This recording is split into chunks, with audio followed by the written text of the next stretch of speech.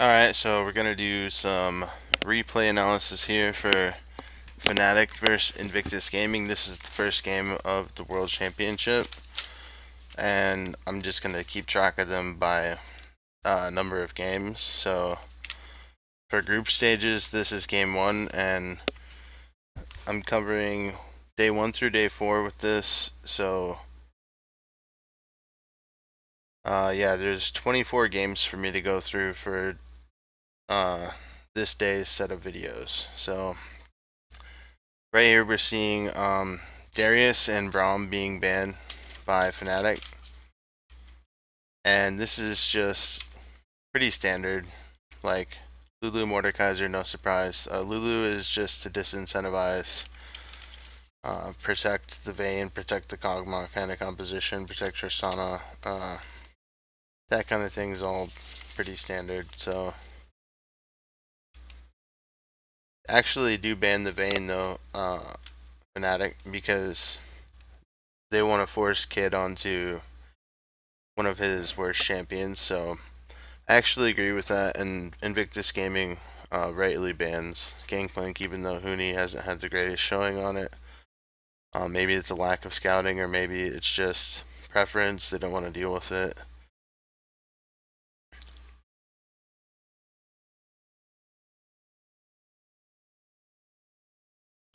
Shen support is pretty good with the Sivir there.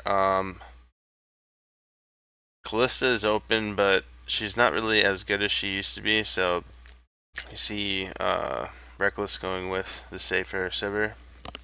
I don't know how much of that is his choice or how much of it is based around team composition, but I don't like the Riven and Ashe lock-ins. I feel like if you're gonna have a Thresh and a Skarner, you should facilitate that with an AP top laner, because those two champions on their own, they will function as semi-tanks, and you need some heavy damage coming out of top. Riven would be the same kind of thing except physical, but anytime you have like a physical damage dealer, they're not as consistent as their AP counterparts. So maybe even like a Kennen would have been better here in my opinion. You can also use it as a flex pick if you pick it early enough in the draft, so where if you start to last pick Kennen and then people see you first pick Kennen, they might catch them off guard and think that you're actually playing top Kennen, but it still would give you the option to run it support if you still had that pick open. So the Azir and Hecarim, which is actually going to give Invictus Gaming the counter pick here, but Febvebin is a good mid laner. I don't actually agree with the way that this draft went. Sure, it was safe to pick Ashe or your AD carry, whatever AD carry you were going to pick was safe. I actually think that they should have picked Orianna, and it's like almost like a cliche to hear people say they should have picked Orianna, everything, Orianna. You know, you hear all these analysts say it, but it really is true, and it's just representative of her overall safety and what she brings to any composition, really. Just like if you could take Victor and Riven out of that champion select over there, and you stick in Orianna, Skarner, Thresh, and Ashe. So then, what are they going to pick against the Orianna? It's not even necessarily Azir, but maybe Huni picks something completely different for top, and it leaves you a counter pick for top, which is arguably more important since he's shown to tilt sometimes when he falls behind. Overall, I think Fnatic wins the draft here. They've got a pretty strong late, but also a really strong early and mid skirmish. So unless Invictus Gaming can get ahead at some point in the game, I never see that composition winning. Like, sure, they have some AoE, but it's mainly single target. Like Ashe is going to arrow one person. Victor, while he has AoE, he's mainly focusing on one person when he's doing his combos. There's very few champions in the game that are mainly focused around AoE and only hitting AoE. Like, maybe a good example of that would be someone like Ziggs, but most mages are going to be single target focused. So let's see. Getting into the game, actually, I think I'm not gonna go too heavy on the timestamps, but I can just go over my notes for this game. So I'll just leave it running, but mainly I'm just leaving it up to you to find these timestamps on your own. So the way this game goes is basically Fnatic lane swaps, and it ends with Reckless in 2v2 lane, but yet neither team got the tower. So that was a pretty big misplay by Invictus Gaming. It seemed like they were prioritizing experience early on in the game, but the tower, the top tower, was arguably way more important. And what we see throughout this game is that Huni's Hecarim is just really consistent in general. So if I were against Fnatic, I would probably look to remove that pick, even though it's not so much in meta anymore, just because he's so consistent on it.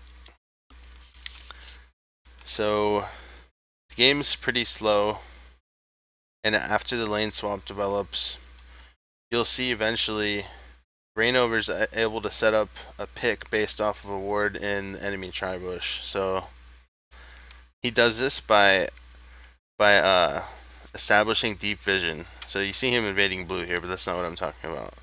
I guess you wouldn't call it a pick. They dive the top lane, and what happened right before that was Skarner and Victor are at mid lane, and the ward on the left side, in the left side tribush on red,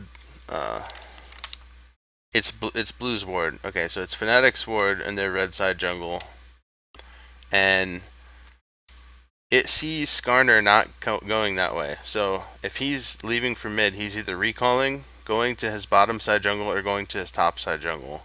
Or theoretically, maybe he's going into your own jungle on the weak side. But the point being, he's most likely in recalling or in blue, since he doesn't show on the ward on the left side. And see a dragon here. Yeah. Okay, this is the play. This is how the play develops. You can see Elise here on the minimap. He's dropping a ward directly in the bush by Razorbeaks, or whatever you want to call it. Then he wraps around and is near their tier 2 tower before Shen even moves up into the next brush. Reckless gets the tower, and Huni kind of wastes his teleport here, and they end up getting first blood pretty easily. So let me go through my notes here and find the next important part.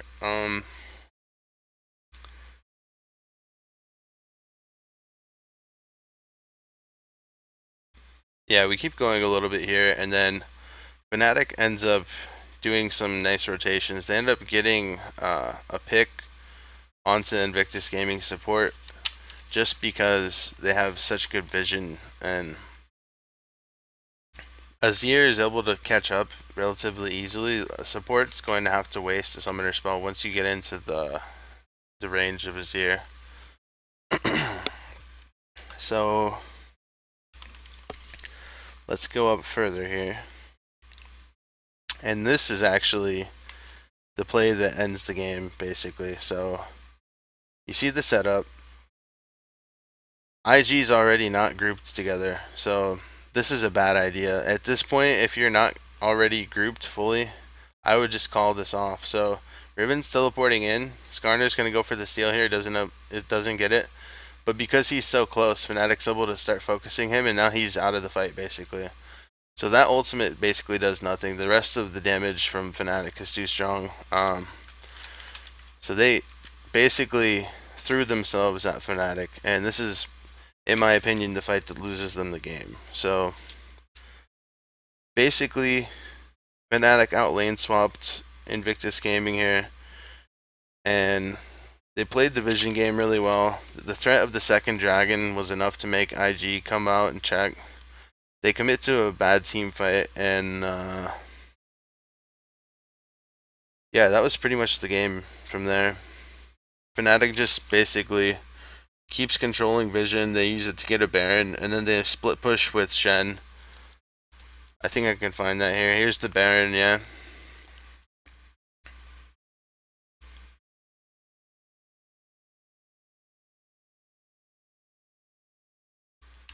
Okay, but there is one more thing I wanted to point out. So you see Shen here in the bottom lane, and if you keep watching the minimap here, he's actually about to recall. He's pushing the wave. The wave is going to push up. It's piling up minions, and by the time the next wave gets there for Fnatic, there'll be 2 full waves waiting to go onto that tower. So he recalls and immediately goes to top to continue split pushing. And they have Baron too, so these minions are even more worth. So then Fnatic just rotates behind Yellow Star. Yellow Star is preemptively setting up these split push opportunities. So as you can see, the nice rotations, they're going through Invictus Gaming jungle here. They're going to wrap around all the way to top and take this tower. This is how you play rotational League of Legends. And you can see the 2 cannon minions, and obviously the extra damage on the champion's attacks from Baron are going to make the pushing that much easier. Invictus Gaming is already not coordinated, so once you make the mistake of not being coordinated, you just need to know when to stop the bleeding. The commit onto Dragon was what lost them this game, and they did nothing to react any differently once they made that mistake. So I mean, also it is Fnatic. They're really good at playing the vision game and choking you out, so every move you make is basically a mistake. But I don't actually think that they're the best at coming back from behind, so if you can play some risky strategy against Fnatic, it's more likely to pay off. But yeah, that's just my opinion. Yeah, so this game ends up actually being a surrender, but it's after like a pretty convincing ace in the top lane. It was a Baron bait play, actually, that starts it all off. Huni teleports in, gets the flank off. They get Zitai. At this point, the game is basically over. Like, once all those champions are within range of Fnatic, it's just over. There's no chance for them to win. And Reckless triple kill, yeah, this a little bit nice. If he had flash, he probably would have got the pentakill here. But yeah, they still end up winning the game though, based off of this entire game was based around vision. I would have liked to see some more upgraded trinkets from IG, maybe getting some greater vision totems, the ones that give you a pink ward so you can drop them around in your own jungle, because once you're behind, you need to ward your own jungle. You don't need to worry about warding their jungle. I see people make that mistake quite a bit. And yeah, I'm unsure if this is going to be one video or if this is going to be separate videos, so more than likely I'll edit this together at some point. But yeah, check back. I don't remember going through these picks and bans, but let me look through my notes here. So yeah, the Rise ban really stuck out to me here.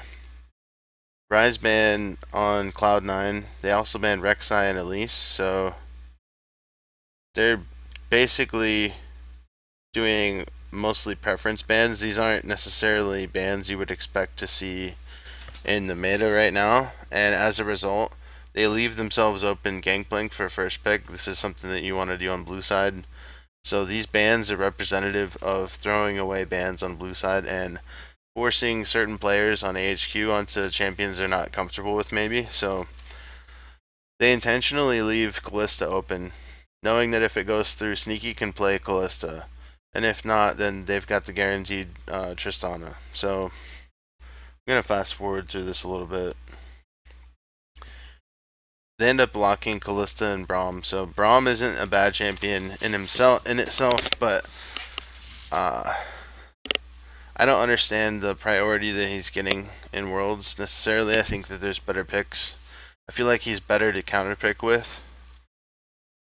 just against like champions with AoE abilities like Sever and that kind of thing. Um, but yeah, Lee Sin and Morgana with Gangplank, those are all really good picks for Cloud9. They've got a strong enough like independent early game that can all function pretty well in a vacuum by themselves, and they may not have. Lee Sin doesn't have like the best late game, and neither does Morgana, admittedly. But Gangplank has a great late game, and he's got a decent all-around game. So this kind of a skirmishy comp is good. That's what you want. So without going into too much more detail here, we got Darius and Rengar. So the Darius pick I'm fine with. The Rengar pick I'm not. I actually don't think that was a good pick. There's a couple of other good junglers left, especially since you know Lee Sin is open. Lee Sin is pretty good at controlling enemy jungler if he's seen as a threat. So maybe like Rek'Sai would have been really good against Lee Sin. Maybe that was an indication that they wanted to go Lee Sin. That Rek'Sai and Elise were banned. Maybe if I saw that as AHQ, then I would have said first pick Lee Sin so that he doesn't have to fall back onto this Rengar. Prioritize your jungler's pick as opposed to the AD carry's pick. The game would have been completely different in draft. So Veigar, Tristana. Tristana's not a surprise, but the Veigar is actually a really important pick. It's not something you're going to ban a lot unless certain teams show it, but it just puts Westdoor on his signature champion Fizz. So he's like, oh, Veigar, I can beat that. I've beaten that plenty of times with Fizz. So I think instead of getting baited into a Fizz pick, they've got kind of like a low range comp. They don't have a lot of peel for Kalista. Braum is pretty short ranged as well. Like, there's just not a whole lot of ways they're going to get onto that long range composition that C9's built. And they have plenty of disengage. They have Morgana, Gangplank, Veigar stun, Lee Sin ultimate, Triss knockback. How are you going to ever get onto them? So they're basically free to siege, and AHQ has no wave clear. So instead of picking Fizz here, I think Victor would have been a really good pick. And just start going through the game here. C9 does like their standard-ish lane swap. They do a little bit of free jungling if it's available. And pretty sure they wanted to be lane swapping so that they can send Lemon back early to dual lane with Balls. So Balls and Lemon are recalling at the same time, which leaves Sneaky an experience advantage if anyone were to come up there. And he's basically a solo lane AD carry at this point. So this is something you see from C9 a lot, and it's really good. It's like the best of Season 1, like the Season 1 AD carry kind of thing, and brought into the current season in a way where it's still good. So it's just rethinking the experience on the map, and roaming is a big part of that. That's why you see so much roaming in this meta, of course. But yeah, early on here, not too much effectiveness from AHQ. C9 knows that their bottom side is conceded. They can't have a chance down there, so they just mainly are focusing getting experience onto Balls. And Sneaky's got an easy time against Darius. He's able to jump away. There's no one going to be up there to gank him. And I want to say he can get early tower pressure too if he shoves the wave in all the way, but don't exactly know for sure. So gonna skip through a little bit more. They end up blowing Westdoor's flash at one point because he went aggressive with his playful trickster. He wanted to force the 1v1 on Incarnation, and he didn't quite pick him out. So let me see, at this point we have a fairly even game, right? AHQ's even got a small gold lead. You know, like 600, 500 gold, something like that. Alright, fast forwarding a little bit more. And where's the first mistake?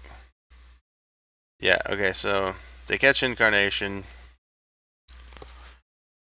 That's pretty hard to avoid as Viager. It's a Rengar plus Fizz to follow up. So you're basically perma-stun, and they do 1,000,000 damage, so it's not even worth blowing your summoners there. Elimination doing a good job clearing out the pink ward, and he's got a safe line of vision for his, well,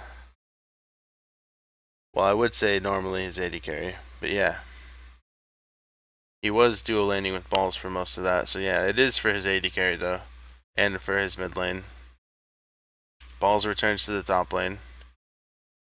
And we see Ziv here on Darius just trying to get some forward vision into their blue. But High is actually able to clear that trinket ward with the remainder of his upgraded trinket. Wait, is it upgraded trinket? No, no, no. Okay, that was his Raptor's buff from smiting the beaks, whatever you want to call him. Okay, so that wasn't trinket. My bad. He's actually got yellow trinket, which is to be expected early from Lee. Personally, I get the greater stealth totem on Lee Sin jungle, but I've seen a lot of people go Sight Stone and upgraded red trinket, so just pretty much preference. So HQ is actually doing pretty well, like at this point in the game.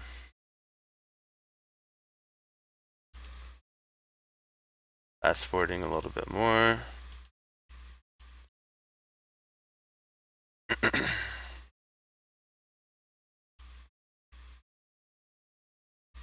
High's putting decent mid pressure.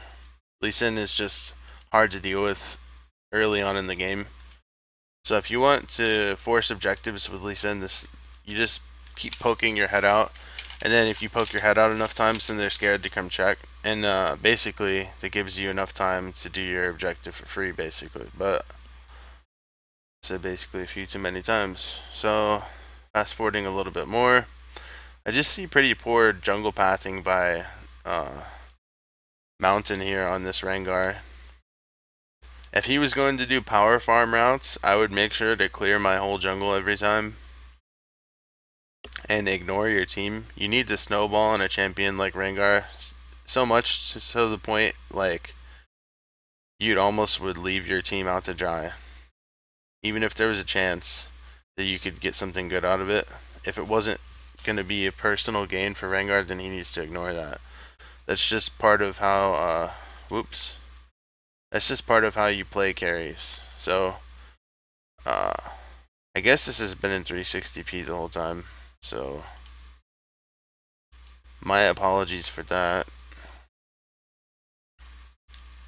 And I will look to fix that next time. But yeah, we're gonna roll with this. This is a good recording. It's got all my basic thoughts in it. So, through some good rotations, we see that C9 was able to take the mid tower. They're taking dragons basically free of cost. Not a whole lot of farm available to AHQ. So mainly the ability to get towers was based around the Tristana and High's focus on objectives in this game. He uses the threat of a kill to get the objective, which is actually really important. So Fizz was split pushing in the bottom lane a little bit and got the bottom tower. So we're going to see AHQ falter a little bit here, and they're going to try and regroup mid, but it doesn't quite work out. So they're thinking, alright, what are we going to do? We're probably going to split push. So we see Fizz return to this bottom lane.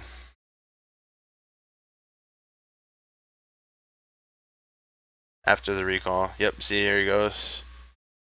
And this time Cloud9 sends Balls as Gangplank. So the last time they sent Vigar dies to the Fizz, so they decide, okay, Vigar's more important at mid, we need him for the wave clear, or maybe not necessarily for the wave clear, but for the team fight. And Gangplank's just going to clear with his barrels. So Westor actually sees an opening here, goes aggressive and kills balls under the tower. But I feel like that's a greedy play because it allows the rest of C9 to catch up to AHQ. And once Darius was caught out like that, the rest of their team should have disengaged. I feel like Mountain misplayed this team fight tremendously, just basically walking around doing nothing instead of being near his AD carry. Westor enters the fight late, tries to assassinate Sneaky, and isn't quite able to do the job. And you see Lemon here getting a nice pick onto Mountain to win the team fight.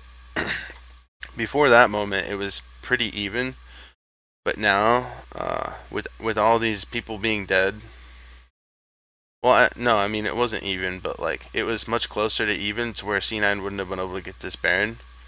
And it doesn't matter how low C9 is at this point. If anyone comes into the pit, they're gonna die to a Morgue binding and follow up from the team. So really good play by C9. This is all based around bad lane swapping and the Tristana pick. And to touch on their team comp again, I really dislike having Biz, Rengar, and Darius in the same team. They have like really short range, as I was saying before, and there's just not a whole lot of reliability in that team comp. Kalista, she really needs someone to do the tanking in order to do the damage, and he actually made really poor itemization choices. You see him with Blade of the Ruin King and QSS, as compared to Sneaky, who had Infinity Edge and half of his Static Shiv in the last fight. So that is actually a big mistake by Ann, and I want to say that he should have definitely went Runins after the Bork, or don't even play Kalista. There's no reason to go QSS second item. C9 continues their snowball with the Baron, and it's basically game over from here. Like, you're not going to stop Tristana from sieging when she's got Infinity Edge, Static Shiv.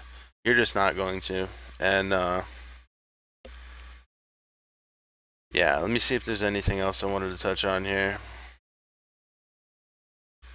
Yeah, I just felt like the Darius versus GP should have been left alone, and Tristana should have been focused, keeping her down, because anytime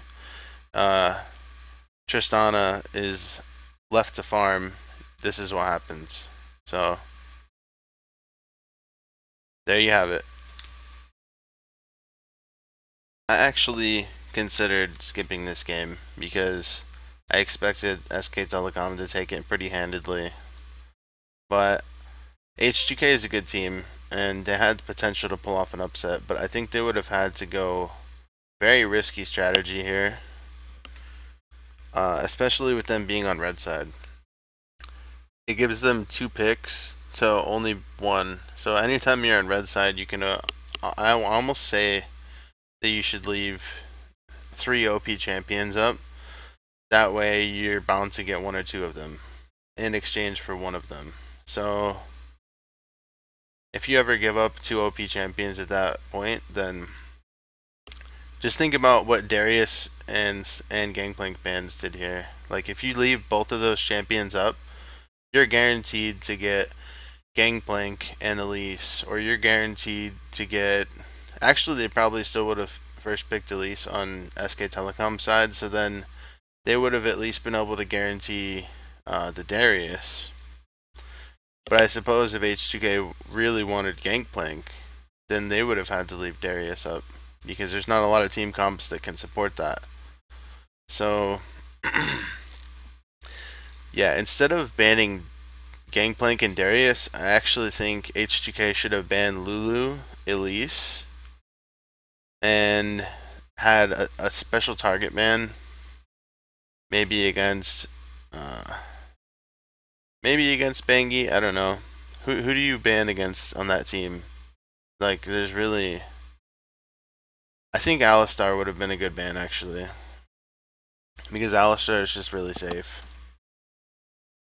So Lulu, Alistar, and Elise would have been better bans for H2K here. SK Telecom would have been forced into taking Gangplank or Darius, because they only have 1 pick, and H2K would have gotten an OP top laner instead of Gnar. I think if you're going to pick Gnar, you should pick him later in the draft as a reactive pick, unless you really value your counter picking for your mid or bot lane. But that didn't seem to be the case for me with this game. So, yeah, SK Telecom picks Elise. H2K answers with the Gnar and the Gragas, both relatively safe picks, although they don't warrant the high pick status that H2K has given them. So, Fiora is actually also left up, and that is the biggest oversight of the draft, I would think. Not that you can't leave Fiora up, but why would you pick Gnar when you don't know who you're laning against? And not to mention Tristana. There's not been a lot of prioritization on Tristana other than from NA teams so far. But in general, I think that if you're going to prepare for the world stage, you needed to have prepared Tristana and prepared comps against Tristana. I think inherently against Trist, you really need wave clear to prevent some of these sieges, because if you allow Tristana to get into the siege game, get into the vision denial game, it's almost out of your hands. So I want to say SK Telecom won a lot of this game based on their good pick and ban. So they give up the Braum, not a big deal. Sivir is not even... Sivir, Gnar, and Gragas are all not contested picks right now. They're just like something you can throw with one of the better picks out there, in my opinion. So really poor draft from H2K. And SK Telecom closes with the Azir for Faker and Alistar, as I mentioned before. So if you look at the team comps straight up, who's got the better late game? SK Telecom has an undoubtedly better late game. And if you look at the win conditions for H2K, there's really not a whole lot going for them. I dislike the LeBlanc pick.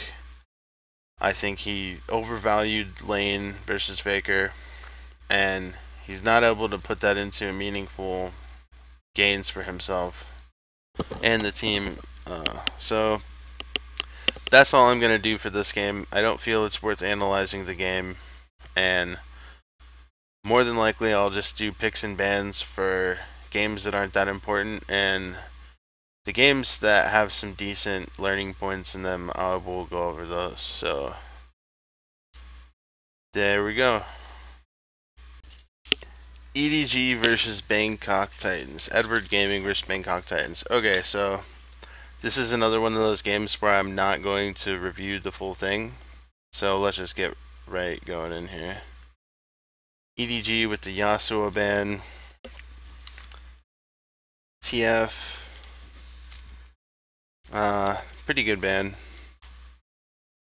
It's kind of generalized. I don't necessarily think that Pawn's TF is that amazing, but he's a good player and he can play a wide array of champions. If you're putting a lot of stock into Bangkok Titans drafting phase, then you're going to be left wanting here because there's nothing too great to see. So right out of Edward Gaming, though, we can take a little bit of strategy from what they're doing here.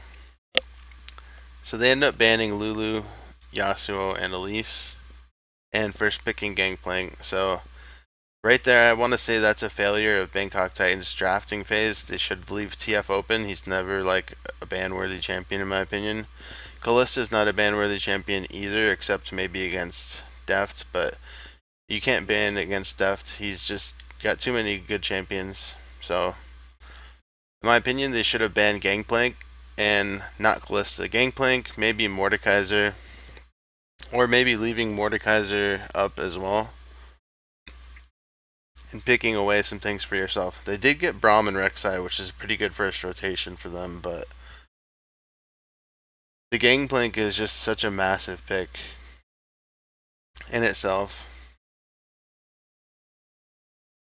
So they end up locking in Skarner and Thresh for EDG. And those are just really like, I'm not going to show you what we're picking kind of picks, because Brom's already locked in, so Thresh is safe to pick. Rek'Sai is already locked in, so Skarner is safe to pick, which leaves them not being able to pick their mid laner. So they end up with Maokai top, which I believe is really, really out of meta. You should almost definitely pick a carry top laner, or something at least with carry potential. You can go tanky, but you need to have something with carry potential still. Malphite would have been much better here for the Bangkok Titans. So, Deft, I think he does lock in the Jinx. Let's go back. Yeah, they let Darius get all the way through the picking phase too. So I mean, Fiora's up, and they pick Zed. So why are you picking Zed? I don't know. I'm done with this game. I'm totally done with it. And then you have Pawn pulling out his mid lane GP, which is something you really, really need to scout. I don't know if they thought that the Zed would be able to deal with it, or if they just don't care because they're not going to win anyway. But there you have it.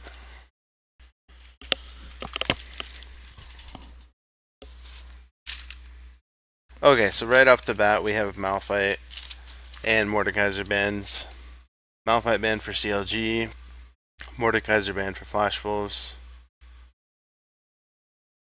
Thresh,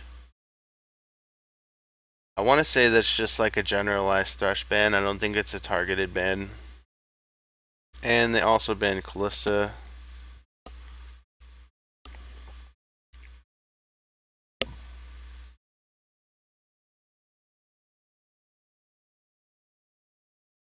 I'm not really sure why CLG banned Malphite, Thresh, and Kalista.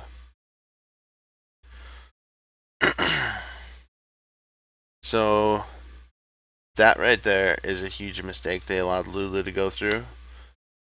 From the Flash Wolf side, let me put this in high quality. There we go. And Braum has been a consistently high red side pick. Braum and Rek'Sai looks pretty close to the Bangkok Titans drafting phase. Okay, so basically what we're seeing from CLG, what you can tell from this, is that they're going to run either like Jinx or Tristana, some kind of hyper carry. Maybe even like Kog'Maw if they're forced into it, but if Tristana and Jinx are available, then why not pick it? So immediately when I see Lulu, my first thought is to pick Tristana. And you leave Rek'Sai open because Elise is still open.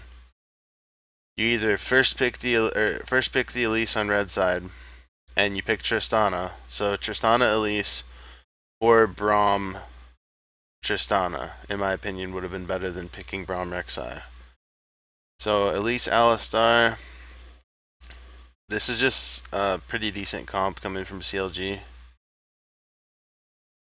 I want to say that Darius is really easy to play against with the team comp that they have going to. Let's just fast forward through this a bit.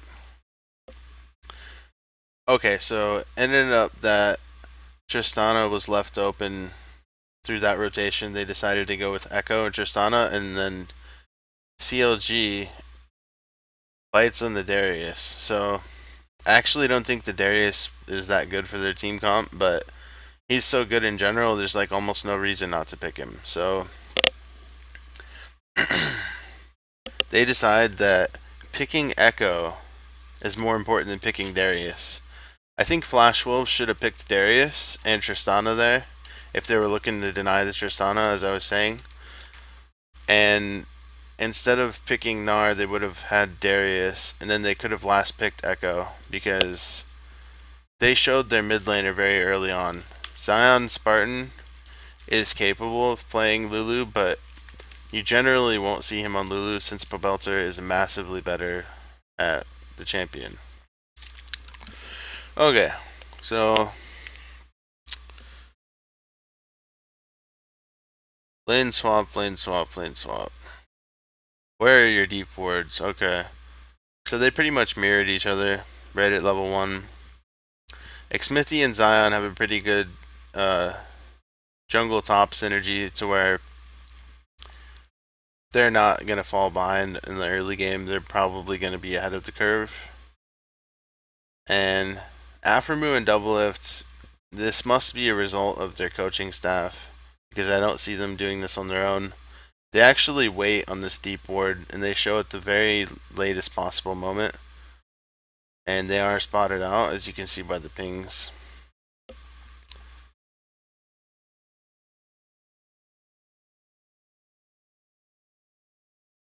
Basically what this ends up being is Flash Wolves forcing CLG off of the mini golems, yet they still get the small one. So not the greatest start for Flash Wolves, not the greatest start for CLG, but we'll call it a slight edge to CLG.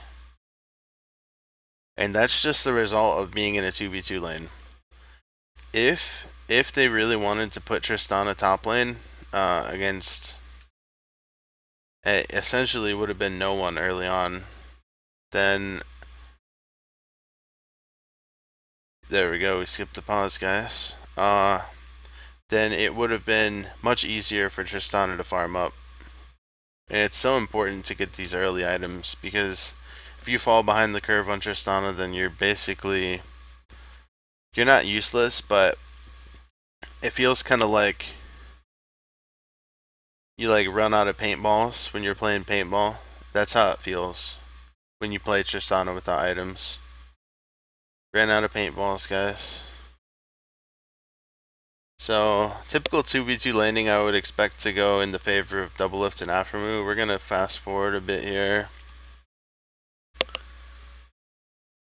Pretty standard stuff. Doublelift is able to accumulate a small CS lead. He's got about 15 CS over the course of this early laning phase. Flash Wolves picked up a kill onto the Rek'Sai. I don't remember how that happened. Let's go back and find that. Yeah, so they, oh, okay, that's right. They found Zion. He just teleported back, and it was pretty obvious where he was going to be. So I think actually that was a mistake for Karsa to take that kill. Nar really needed that kill, and he blew flash in order to do so. Okay, so going back forward, Echo Pick is having its desired effect, sort of. Lulu is still able to keep up in CS.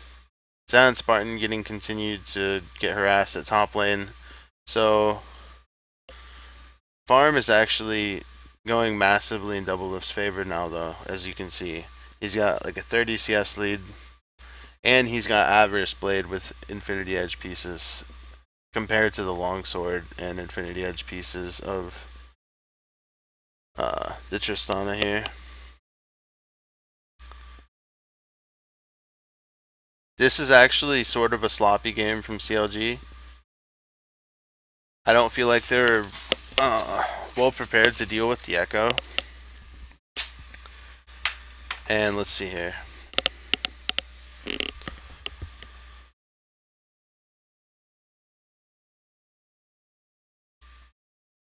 Not really too concerned with the dragons. Unless one team has control of dragon the whole game, it's really not worth analyzing.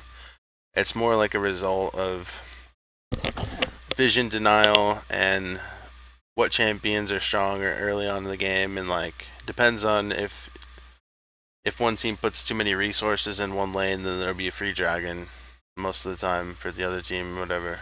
So I want to say CLG makes a big mistake right here.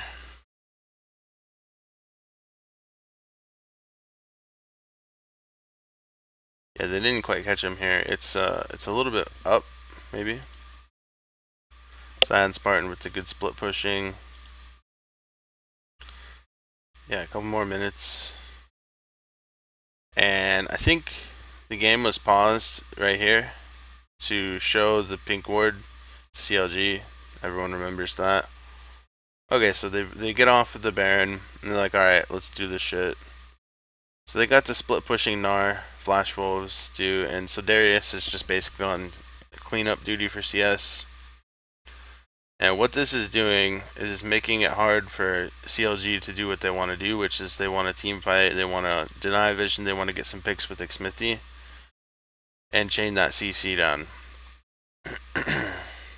So Darius being a little bit behind, he's still going to be useful in team fights, but he's not as good in the 1v1.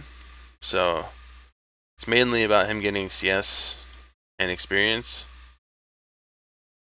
CLG getting caught a little bit out of position here.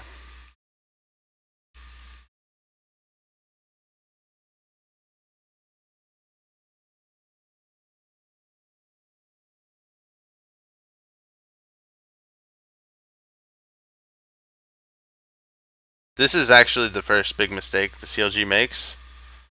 Aframu went on to the tower and he had no follow-up. So they're in a bad situation to start out with. And Doublelift overestimates his damage here. So first mistake right here. Aframu went too soon on this. So if I'm coaching Aframu here, okay? Let's watch this out. Let's watch it, guys. Okay, so Zion Spartan, he gets the apprehend here. Now, if you're Aframu, you do not headbutt. You pulverize here. You walk forward and pulverize. So he's got Maple. He immediately uses the headbutt to get in range. But I think if he just walked over and Qs him, then that has much more effect. As it is, Maple is just able to use his Zanyas. And Aframu has to trade a big portion of his health. Doublelift makes a big mistake of going for the big crit.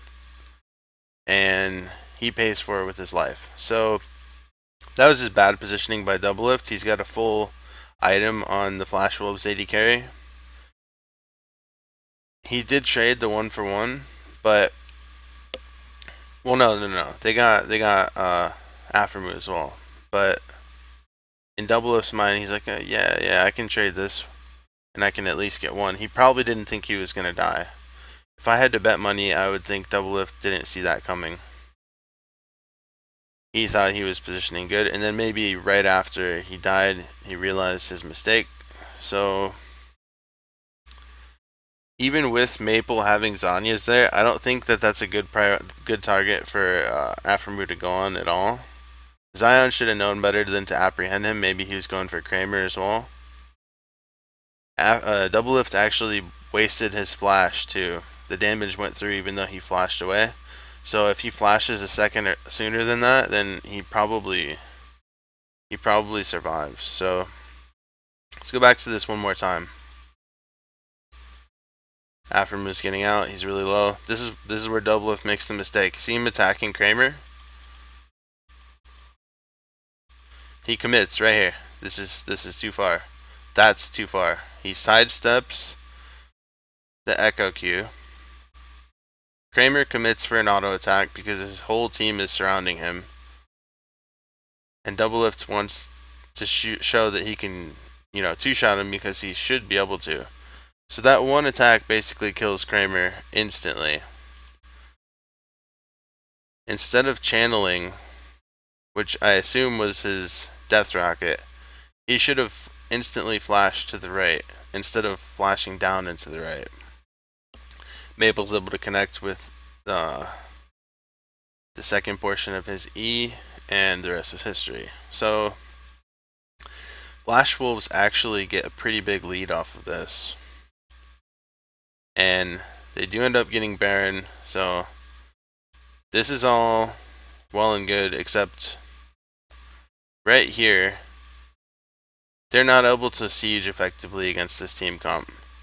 Jinx has too much wave clear, and Doublelift has too many items for that, so they're getting pushed back with Baron.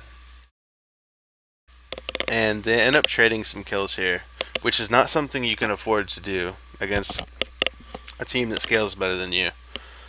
If you start trading away kills to them, then it's never worth it for you. So this play is initially starting out good. for Flash Wolves. Steak overextends. Maple was already making a mistake. And Pobelter's able to finish him off there. There's a bit of a wasted rocket there. I don't think that would have hit anyway. But I don't typically question a player's instincts. That's just double lift. You know, like maybe 50 times out of 100 he would have hit that guy. You know, it would have been a good call. So regardless, they're trading gold back on the CLG, which is not good. And in all honesty, Flash Wolves can still win this game. They've got a good chance at doing so. But here is the biggest play of the game.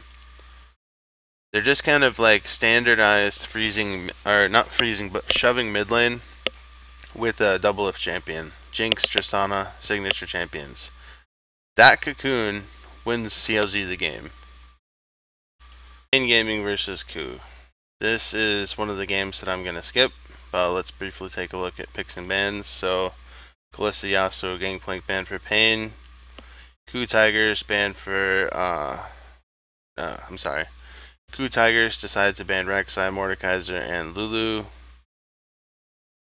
So based on the bans, I want to say that each team's draft looks fairly standard. Pain with the Elise. Ku, not really too worried about that, so they basically counterpick themselves in the jungle in the hopes that it'll work out later. But I almost wonder how much of this is them not respecting Ku.